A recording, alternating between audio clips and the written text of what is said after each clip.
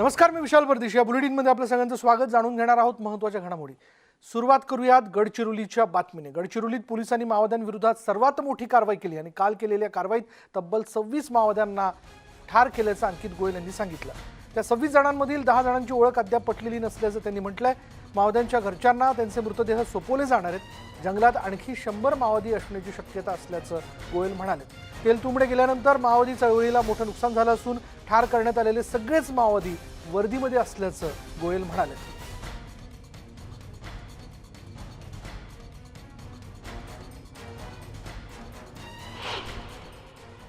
आपल्याकडे जे सरेंडर्ड नक्षल्स आहे त्यांच्याकडनं त्यांचा प्रिलिमिनरी आपण ओळख पटून घेतलेली आहे. त्याच्यामध्ये जे नाव आहे ते तुमच्या समोर आहेत. आपल्या central committee member Milind Teltumbde त्याचा समावेश आहे. 2 DVC आहेत. एक लोकेश आहे कंपनी 4चा कमांडर आणि महेश गोटा हा कसनसूरचा फार नोटोरियस DVC होता. तो पण याच्यामध्ये मारला गेलेला आहे. त्याशिवाय 2 कमांडर्स, कसनसूरचा कमांडर सन्नू आणि कोरचीचा कमांडर किशन, ह्या कमांडर्स पण मारले गेलेत आहेत. आणि 16 नक्षलांची आतापर्यंत ओळख पटलेली आहे. अजून 10 नक्षलची ओळख पटणे बाकी आहे. आम्हाला इंटेलिजन्स इनपुट्स होते की ग्यारापत्ती आउटपोस्टच्या हद्दीत जे काही जंगल एरिया आहे त्या जंगल एरियामध्ये मोठ्या प्रमाणात नक्षल बसलेले आहेत. त्यांचा कॅम्प असण्याची शक्यता आहे.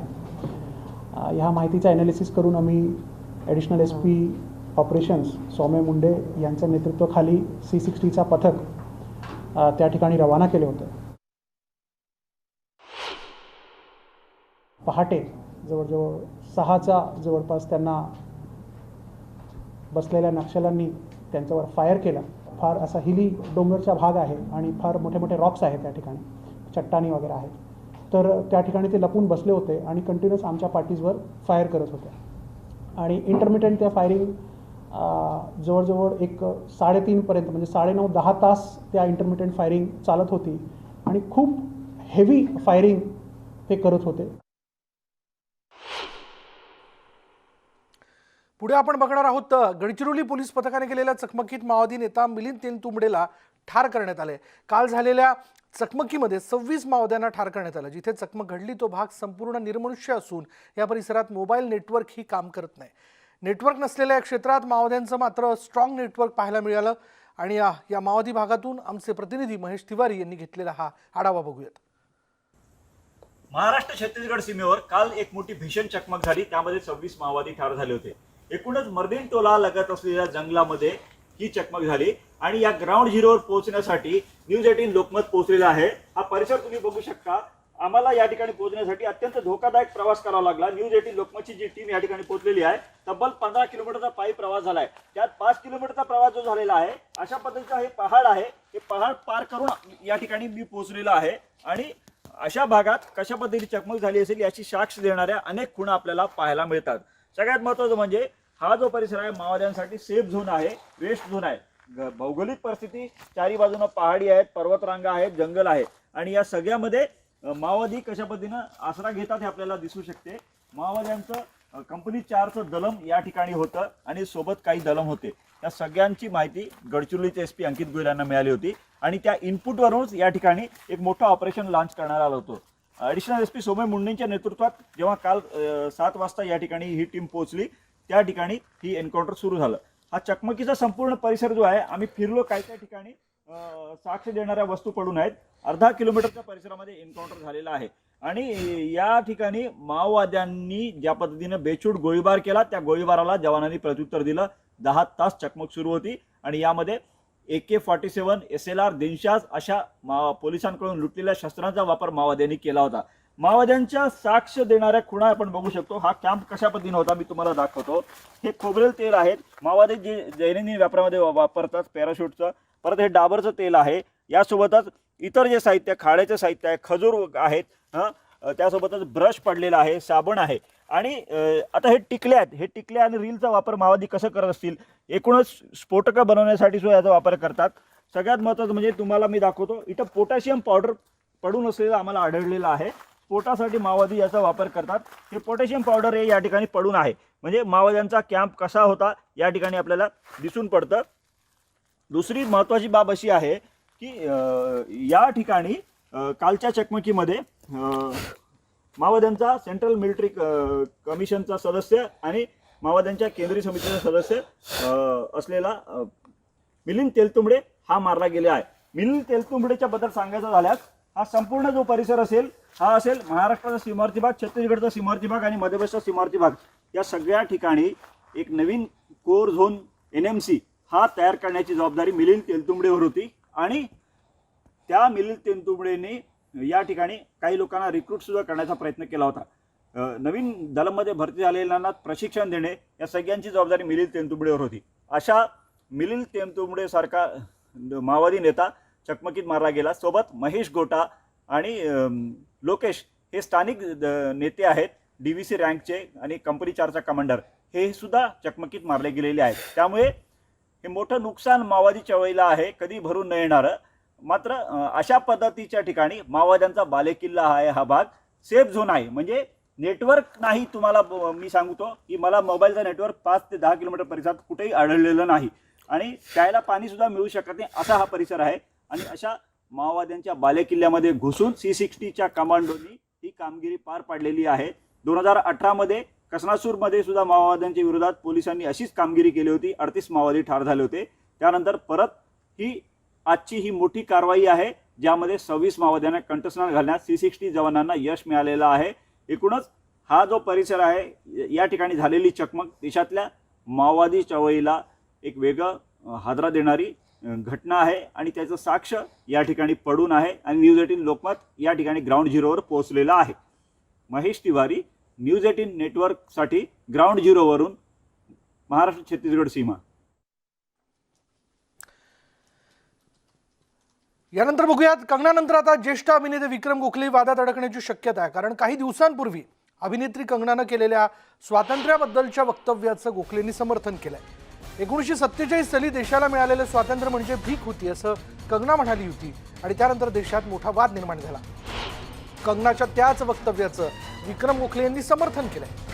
75व्या वाढदिवसाच्या निमित्ताने ब्राह्मण महासंघाच्या वतीनं ज्येष्ठ अभिनेते विक्रम गोखले यांचा सन्मान करण्यात आला आणि त्यानंतर पत्रकारांशी बोलताना गोखलेंनी हे विधान केलं. यावेळी मोदींचं त्यांनी कौतुक केलं, तर शिवसेना आणि भाजप एकत्र आल्यास बरं होईल असंही त्यांनी म्हटलंय.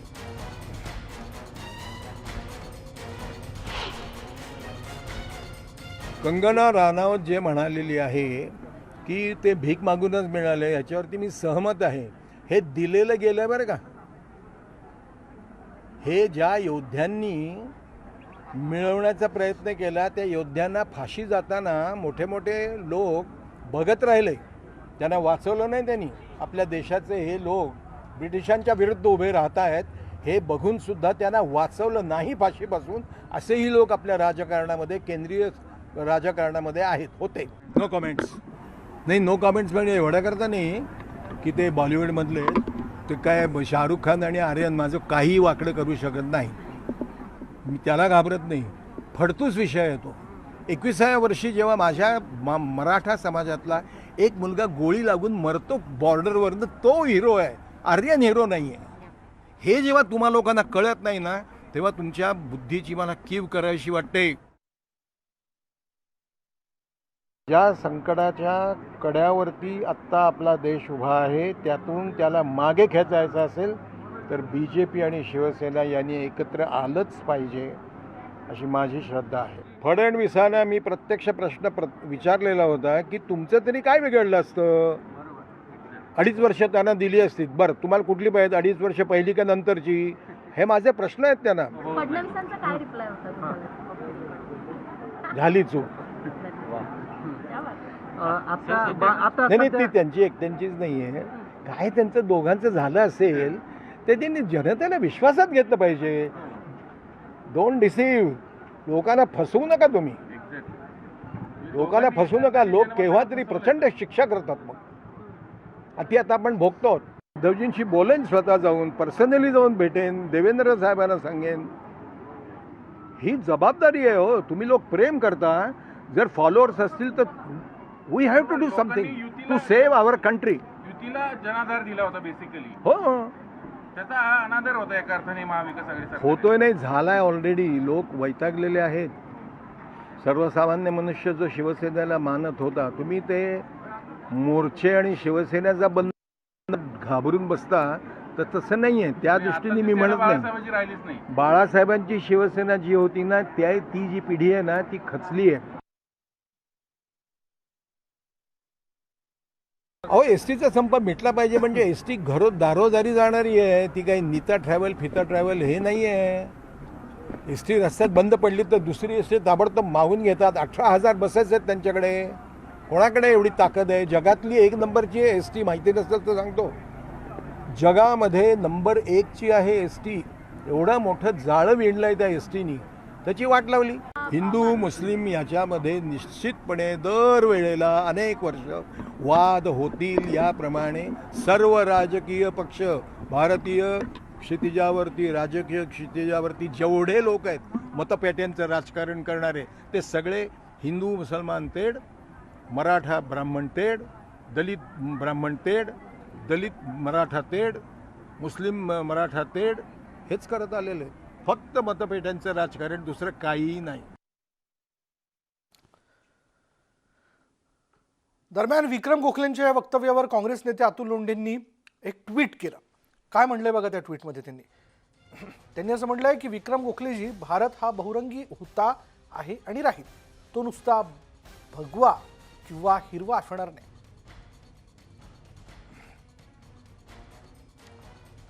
कंगनाने भारताच्या स्वातंत्र्याबद्दल केलेल्या वक्तव्यानंतर राज्यात राजकारण पेटलंय. कंगनाच्या या वक्तव्याचा पृथ्वीराज चव्हाण आणि छगन भुजबळांनी तिचा पुरस्कार परत घ्यावा अशी मागणी केली आहे, निषेध व्यक्त केला. काही लोक म्हणतात की 1947ला मिळालेलं स्वातंत्र्य म्हणजे भीक आहे.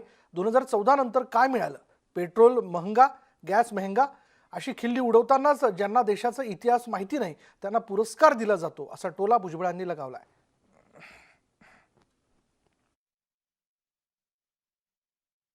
रक्तरंजित क्रांती झाली हाच एक आश्चर्यकारक त्याचं महत्त्व आहे. आणि त्याबद्दल असे उद्गार काढणं, हा ज्या लोकांनी बलिदान केलं, आपलं रक्त सांडलं, तुरुंगवास भोगला, लाठ्या खाल्ल्या, त्या सर्व महान स्वातंत्र्य सैनिकाचा हा अपमान आहे. आता त्यांना हा विषय नाही आहे आणि त्यामुळं मी निषेध तर करतो, पण तो सगळ्यात दुर्दैवी गोष्ट अशी आहे की आता व्यक्ती स्वातंत्र्याखाली आपण काही कोणी बोलू शकतो, परंतु त्याला शासनातून अशा व्यक्तीला गौरवलं जातं, अशा व्यक्तीला अशा प्रकारे वक्तव्य करण्याकरता हे सगळं केलं गेलेलं आहे. हे अत्यंत दुर्दैवी आहे. स्वातंत्र्य 1947ची म्हणली भीक आहे आणि खरं स्वातंत्र्य म्हणले आता ना 2014ला मिळालं. 2014ला काय मिळालं? पेट्रोल महंगा, डीजल महंगा, ये महंगा, वो महंगा, गैस महंगा, ना मैं खाऊंगा ना मैं खाने दूंगा और गैस इतना महंगा करूंगा कि ना मैं पकाने दूंगा. आज मिळाला 2014 नंतर. आणि या हजारो लोकांच्या बलिदानानंतर जे स्वातंत्र्य मिळालं त्याला सुद्धा, आणि विशेष म्हणजे पद्मश्री. मला तर मोठं आश्चर्य वाटायला की अशी माणसं आहेत यांना देशाचा सन्मान दिला जातो की ज्यांना देशाचा इतिहास माहित नाही, त्याच्याबद्दल प्रेम नाही, आस्था नाही. केवळ पोपटपंची करायची, काही बोलायचं. त्रिपुरा इथे झालेल्या जातीय दंगलीचे पडसाद जे ते राज्यातील काही शहरांमध्ये उमटलेत. मात्र अशा वेळी संयम ठेवून जातीय सलोखा वाढवला पाहिजे, असं मत अजित पवारांनी व्यक्त केलं. दंगलीमुळे सर्वसामान्य गरीब लोकांना फटका बसतो. काही लोक भावना भडकवण्याचा प्रयत्न करीत असतील तर पोलीस दलाला मदत करून कायदा सुव्यवस्था राखण्यासाठी सर्वांनी प्रयत्न करा, असं आवाहन देखील यावेळी उपमुख्यमंत्री अजित पवार यांनी केलं. याप्रसंगी त्यांनी सकाळी लवकर उठून काम करण्याबाबत बारामतीकरांना चिमटा काढला.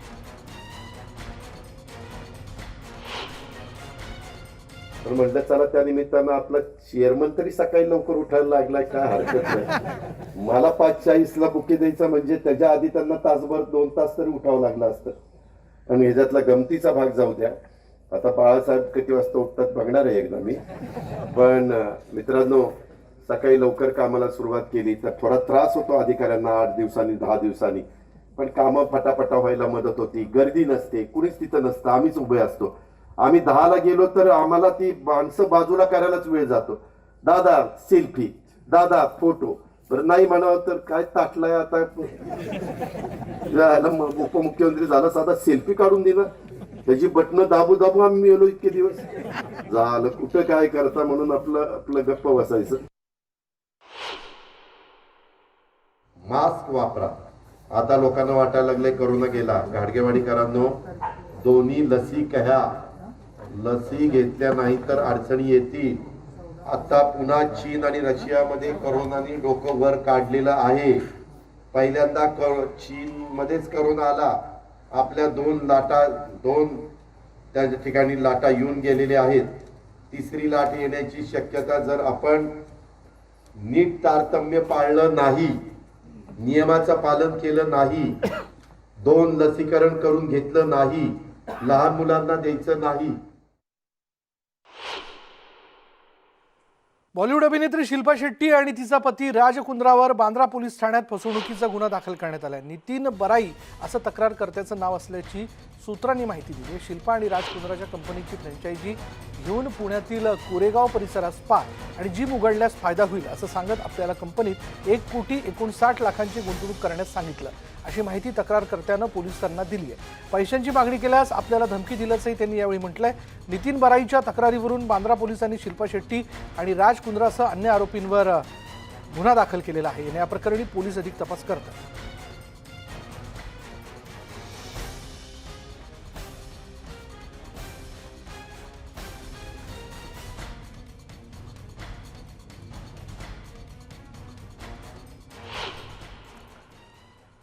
आणि यानंतर मुलुक महाराष्ट्रामध्ये इथेच थांबणार आहोत. पहा फक्त न्यूज 18 लोकमत.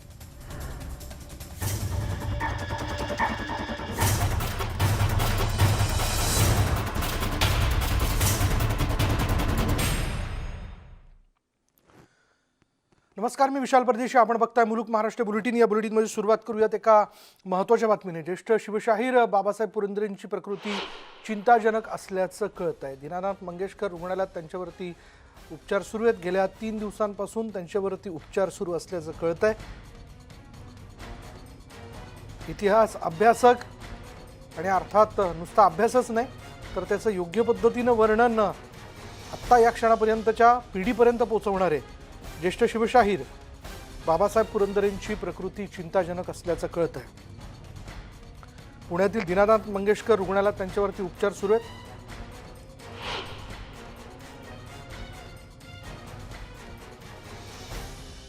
आणि याच विषयी अधिक माहिती जाणून घेऊयात. आमचे प्रतिनिधी चंद्रकांत बुंदे आपल्याबरोबर आहेत. चंद्रकांत, काय माहिती? विशाल, त्यांची प्रकृती एकदम अतिशय चिंताजनक आहे. सध्या तरी असं फॅमिलीकडनं सांगण्यात येते, कुठली ऑफिशियल घोषणा केली जात नाही. पण काही पेपरच्या वेबसाईटनी ते गेल्याची बातमी चालवली, पण त्याची ऑफिशियल दुजोरा कोणीही दिलेला नाही. ना डॉक्टरांनी दिला, ना त्यांच्या फॅमिली मेंबर्सनी दिलेला आहे. त्यामुळं सध्या तरी आपण असंच म्हणू शकतो की ते अत्यवस्थ आहेत. जेव्हा केव्हा ऑफिशियल मेडिकल बुलेटिन होईल दीनानाथ हॉस्पिटलचं, तेव्हाच आपण खात्रीशीर काही या संबंधित सांगू शकतो. पण सध्या तरी अत्यवस्थ आहेत. गेली 2-3 दिवस ते ऍडमिट होते. आपल्याला माहिती वय झालेलं होतं, तर नुकतीच त्यांनी 100 वयाची पार केली. मोठा वाढदिवसही साजरा झाला होता. स्वतः राज ठाकरे त्याला आले होते. त्यामुळं एक मोठं व्यक्तिमत्व आहे, शिवशाहीर आहेत आणि खूप नाव आहे सगळ्या महाराष्ट्राच्या. गड किल्ल्यांमध्ये खूप फिरलेले आहेत ते. त्यांचा अभ्यास आहे, प्रेम आहे, खूप मोठे चाहता वर्ग आहे त्यांचा सगळ्या शिवप्रेमींमध्ये. त्यामुळे साहजिकच आता नेमकी ऑफिशियल घोषणा काय होते, कधी होते, त्यावरच सगळे आहे. कारण कुणाचे निधनाची बातमी, त्यातही बाबासाहेब शिवशाहीर पुरंदरेंसारखे निधनाची बातमी देताना आपण काळजी घेतलीच पाहिजे आणि ती आपण एक जबाबदार माध्यम म्हणून निश्चितच घेत आहोत.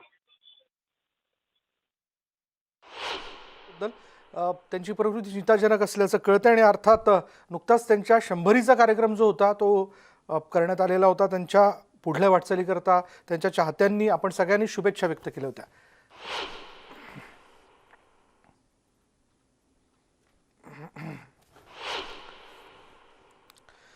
यानंतर आपण जाऊयात आपल्या आजच्या चर्चेच्या विषयाकडे. 7 दिवस झाले तरी एसटीचा संप मिटत नाहीये. संपावर तोडगा काढण्यासाठी नेते आणि कामगार संघटनांचं बैठकांचं सत्र सुरू आहे. दुसरीकडे एसटी कर्मचारी ही मागण्यांवरती ठाम आहेत. एकूण एसटी संपाची कोंडी केव्हा फुटणार हा मोठा प्रश्न निर्माण झाला. तेव्हा नेमकं काय घडतंय आणि पुढे काय करायला लागणार आहे यावर चर्चा करणार आहोत आजच्या कोंडी केव्हा फुटणार या विशेष कार्यक्रमात.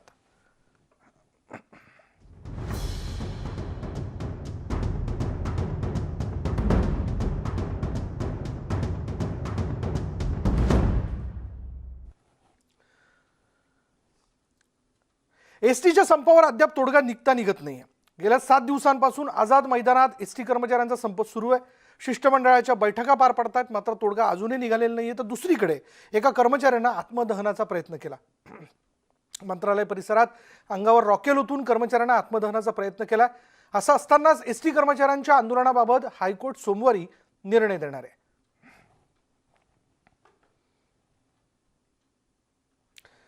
त्यामुळे एसटीचा संप केव्हा मिटणार हा सर्वसामान्यांचा प्रश्न आहे. कारण अर्थात गाव तिथे रस्ता आणि रस्ता तिथे एसटी हे जे सूत्र आहे त्यानुसार सर्वसामान्यांना त्यांच्या ठिकाणापर्यंत अहोरात्र पोहोचवण्याचं काम एसटी महामंडळाचे कर्मचारी बसच्या माध्यमातून या लालपरीच्या माध्यमातून करत असतात. त्याच्यामुळे आता एसटी महामंडळाचं विलिनीकरण राज्य सरकारमध्ये करावं या मागणीवरती एसटी कर्मचारी ठाम असल्याचं कळतंय आणि अजूनही त्यांचा संप सुरू आहे.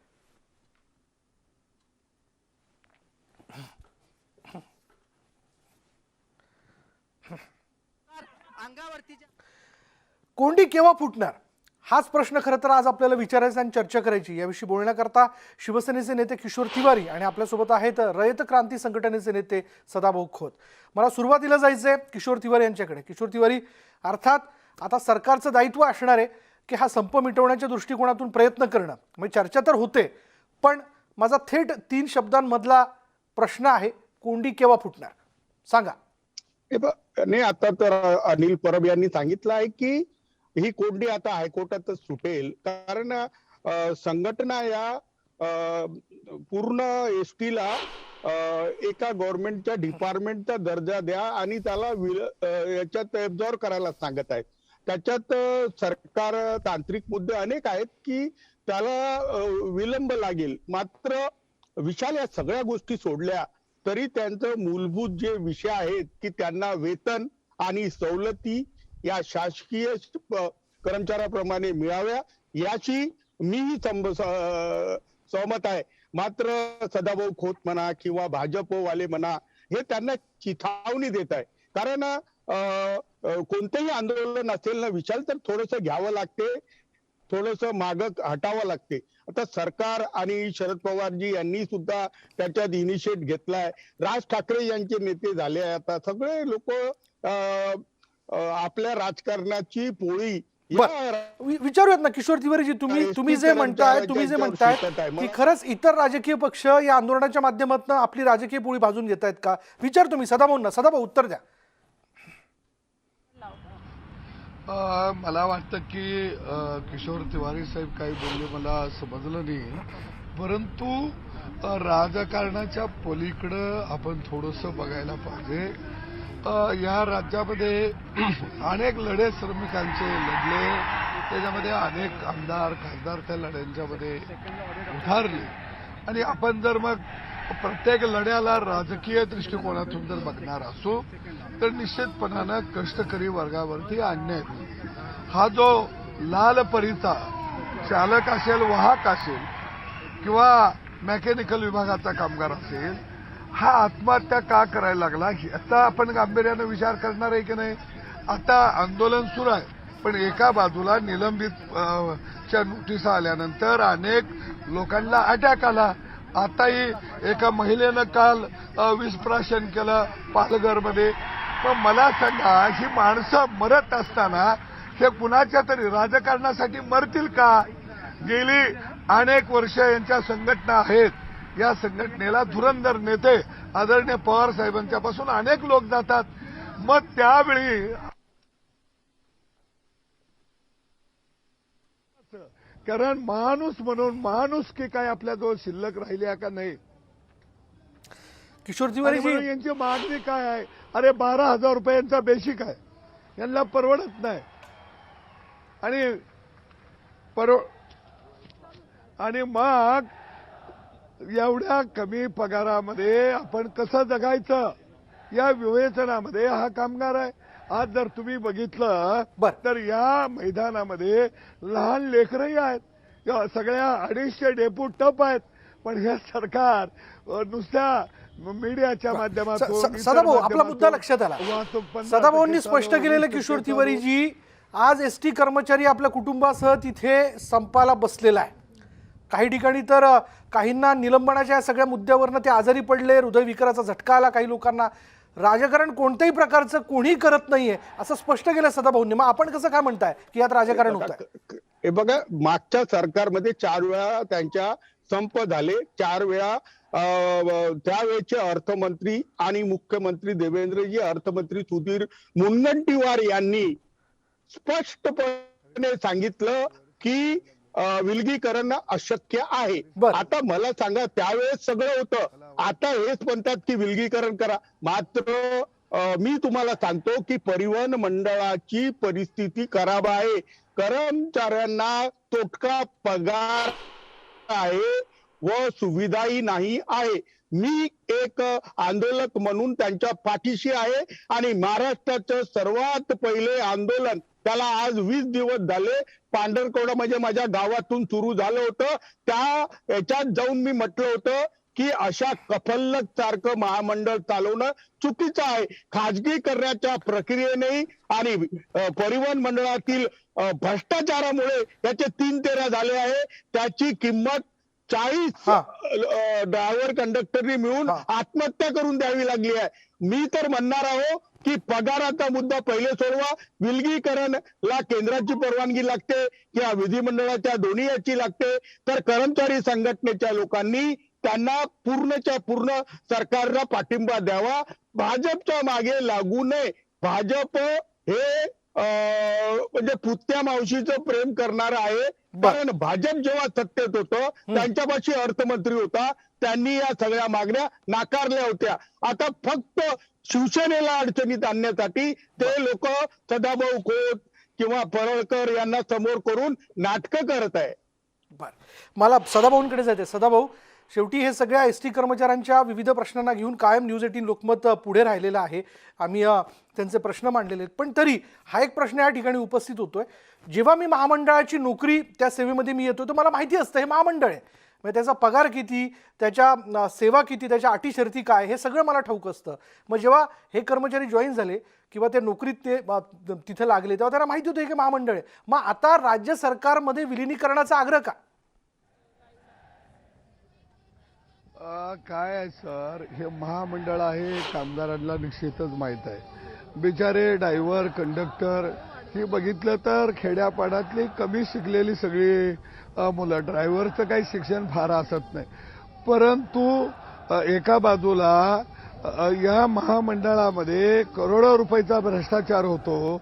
वायफाय सारखी गोष्ट बसवली जाते. 350 कोटी रुपये खर्च होतात. आता खेडेगावात 10-10 किलोमीटर 5 किलोमीटरला स्टेशन आहे. कोण वायफाय वापरतो? काय गरज पडते? म्हणजे ह्या खर्चाला लगाम नाही का घालणार? पूर्वी 10 कोटीचा मध्ये सगळ्यांना कपडे यायचे, नंतर ते 22 कोटीवर गेले, आता एकदम 75 कोटीला गेले. तुम्ही स्वच्छतेसाठी एसटी डेपोला 400 कोटी रुपयाचं टेंडर काढलं. म्हणजे एका बाजूला तुम्ही भ्रष्टाचार मनमानी पद्धतीनं करणार आणि मग कष्ट करणाऱ्याला किमान वेतन नाही का देणार? म्हणजे तुमच्यात सुधारणा नाही का करणार? अरे कर्नाटकमध्ये काय आहे बघा, हरियाणामध्ये काय आहे बघा. दुसऱ्या बाजूला आंध्र सरकारनं आता अलीकडंच त्यांचं महामंडळ विलीन केलं ना. जर मला न्याय मिळत नसेल, खाबूगिरी असेल, तर मग त्यांना न्याय मागायचा नाही का? आणि या राज्यामध्ये 31 महामंडळांना 7वा वेतन आयोग आहे. मग त्याला कसा काय आपण दिला? म्हणजे जो गरीब आहे त्याला गरीब ठेवायचा, दाबायचा, आणि जे बाबा आहेत त्यांना 1.5 लाख 2-2 लाख पगार देत आहेत. मी तिवार साहेबांचं मला ऐकू आलं नाही, पण मी त्यांचा आदर करतो आणि एकच विचारतो, तिवारी साहेब, तुम्ही आर्यन खानवर कारवाई बेकायदेशीर होत्या म्हणून न्यायालयात गेला. इथं 2,500 कामगारांना निलंबित केलं, त्याच्यावर कारवाई होत्या, तुम्ही न्यायालयात गेला का? ओ एवढंच मला उत्तर द्या. बरं सदाभाऊ, आपल्या प्रश्नाचं उत्तर मी घेणार आहे थेट किशोर तिवारींकडनं, पण यानंतर इथं वेळ झाली का ब्रेकची. ब्रेकनंतर ही चर्चा अशीच सुरू राहील आणि वेगवेगळे मुद्दे जे आहेत ते पुन्हा एकदा चर्चेच्या माध्यमातून आपण पुढे आणूयात. पहा फक्त न्यूज 18 लोकमत.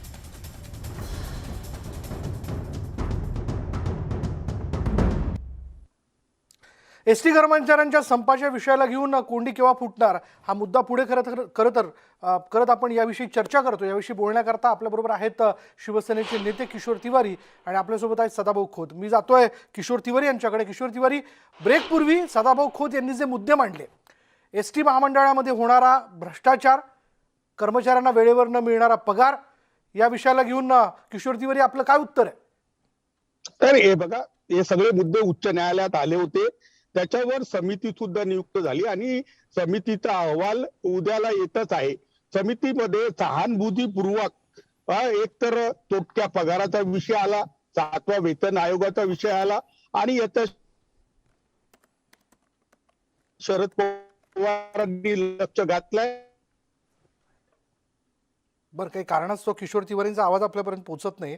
तो जो तांत्रिक समस्या ते दूर करण्याचा प्रयत्न करू. पुन्हा एकदा आपण सदाभाऊंकडे जाऊयात. सदाभाऊ, हा देखील एक प्रश्न उपस्थित केला जातोय की विलिनीकरणाची मागणी ही तशी जुनी आहे. आपल्याही सरकारच्या कालावधीमध्ये हा मुद्दा वारंवार एसटी कर्मचाऱ्यांनी पुढे मांडलेला होता. तेव्हा का हा सुटू शकला नाही? त्या काळामध्ये असा प्रस्ताव परिवहन विभागानं अर्थमंत्र्याला द्यावा अशा पद्धतीनं सुधीर भाऊ म्हटलेले होते. परंतु परिवहन खातं त्या काळामध्ये कुणाकडे होतं? ते शिवसेनेकडे होतं. आता मग असा माग जर आपण गेलो तर वेगवेगळ्या विषयावर वादविवाद होत जातील आणि मूळ विषय बाजूला पडेल. प्रश्न हा आहे की आज हा कामगार का एकवटला? की गेली अनेक वर्ष त्याला सांगितलं गेलं तुला शासकीय कर्मचाऱ्याबरोबर पगार देऊ, सोयी सवलती देऊ, पण काही दिल्या नाही. कोरोनाच्या काळामध्ये 300-400 लोक मरण पावले, त्यांना आपण काय देऊ शकलो नाही. आता जे लोक मरण पावले त्यांना आपण काय देऊ शकलो नाही. यांची बँक आहे, या बँकेचं एकदा कर्ज काढलं की तो मरस्तवर कर्जमुक्त होत नाही. शिक्षक बँक आहे, अरे शिक्षक बँकेमध्ये मैत झाला कर्जदार तर त्याचं कर्ज माफ होतंय, तुम्ही त्याला हितही कुठं सवलत देत नाही. सर, मी तुम्हाला सांगेन, यांच्या बस स्टँडवरची जे विश्रामगृह आहेत कर्मचाऱ्यांना थांबवणारी, त्या बाथरूमांची हालत काय आहे बघा, तिथल्या शौचालयाची हालत काय आहे बघा. अरे एकदा कामगार ड्रायव्हर आणि वाहक लांब पल्ल्याला गेला तर तो हॉटेलमध्ये नाही जाऊ शकत, कारण भागत नाही त्या पगारात. आणि कंडक्टरनं जर तिकीटमध्ये 1 रुपया वाढला, 1 रुपया कमी पडला, अरे 100 पट तुम्ही दंड करता. मी एक पावती बघितली, पगार 10,000 आणि दंड 11,000. म्हणजे 12 आण्याची कोंबडी 1.25 रुपयाचा मसाला. याकडे कोण लक्ष देणार आहे की नाही? 2 कर्मचारी काम करतात, चालक आणि वाहक आणि मेकॅनिकल तिसरा. त्यांच्या जीवावर 4 वर जगत आहेत. म्हणजे ही उतरण कमी करणार आहे की नाही? जेवढे म्हणून एमडी झाले महामंडळाचे, त्यांची संपत्ती चौकशी करा. किती संपत्ती आहे, किती लुटलंय त्याने. मग या लुटीकडे आपण बघायचं नाही का? आणि म्हणून मी सरकारला विनंती करतो की ही लाल परी या महाराष्ट्राचं वैभव आहे. खेड्यापाड्यातली गोरगरिबाची लेकरं या लाल परीनं शिकवली. मग कोण इंजिनियर झाला, डॉक्टर झाला, कोण PI झाला, कोण कलेक्टर झाला, तहसीलदार झाला, SP झाला. मग ही लाल परीनं हे वैभव या महाराष्ट्राला दिलंय. हे लाल परी जर वाचायची असेल तर आता सरकारने आपल्या तिजोरीतनं 2 पैसे या लाल परीला द्यावं आणि या लाल परीला वाचवणारे हे जे चालक वाहक मेकॅनिकल आहेत, ही आपली लेकरं आहेत. ती माणसं आहेत. सदाभाऊ, आपला मुद्दा लक्षात आला मला. माफ करा, माझ्याकडचा वेळ संपलेला आहे, पण फार महत्त्वाचे मुद्दे आपण कळकळीने मांडण्याचा प्रयत्न केलेला आहे. धन्यवाद आमच्याशी बोलल्याबद्दल. आणि त्याचबरोबर किशोर तिवारी देखील होते. किशोर तिवारी, आपलेही धन्यवाद. अपेक्षा आहे की आपण उद्धव ठाकरेंपर्यंत म्हणजे तसा हा आवाज तर त्यांच्यापर्यंत पोहोचलेला आहे, पण आपणही वैयक्तिक दृष्टीने त्यांच्या पुढे जाऊन हा मुद्दा मांडाल, कारण आपण शेतकऱ्यांची नेते आहात, त्यामुळे त्यांचं दुःख आपल्याला कळतं. धन्यवाद आमच्याशी चर्चा केल्याबद्दल. या सगळ्या चर्चेनंतर अपेक्षा आहे की ही कोंडी लवकरात लवकर सुटेल, कारण ते देखील माणसं आहे. न्यूज 18 लोकमत अशाच पद्धतीने ST कर्मचाऱ्यांच्या समस्याच्या विषयाला घेऊन आवाज उठवत राहील आणि याविषयी चर्चा घडून आणत राहील. यानंतर इथेच थांबूयात. पहा फक्त न्यूज 18 लोकमत.